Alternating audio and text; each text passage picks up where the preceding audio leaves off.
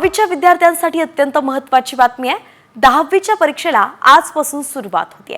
यंदा 16 लाख विद्यार्थ्यांनी नोंदणी केलेली आहे। परीक्षेच्या काळात कॉपीमुक्त अभियानाची अंमलबजावणी करण्यात येणार आहे। गैरप्रकार रोखण्यासाठी राज्य मंडळातर्फे 271 भरारी पथकही नेमण्यात आली आहेत। शिवाय परीक्षेसाठी राज्यातील 701 केंद्रांमधील स्टाफ बदलण्यात आला आहे।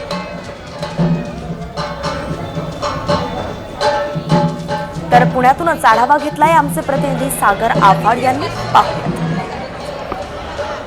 राज्यात आजपासून 10वीची परीक्षा सुरू होती आणि त्याच पार्श्वभूमीवरती महाराष्ट्र नवनिर्माण सेनेच्या वतीनं पुण्यातील नुमवी या परीक्षा केंद्रावरती विद्यार्थ्यांचं औक्षण केलं जात आहे। त्याचबरोबर त्यांना गुलाब पुष्प देऊन त्यांचं स्वागत केलं जात आहे। विद्यार्थ्यांचं औक्षण याच्यासाठी त्यांचा उत्साह वाढवतोय आणि विद्यार्थ्यांनी चांगल्या मार्कांनी पास व्हावं असे त्यांना आशीर्वादही देतोय आणि शुभेच्छाही देतोय। तुम्ही अभ्यास केलाय का? हो केलाय। 90च्या पुढे अपेक्षित आहे, पडतील 90च्या पुढे। अत्यंत महत्त्वाचं वर्ष आहे। हो खूप महत्त्वाचं आहे, अभ्यास पण खूप केलाय।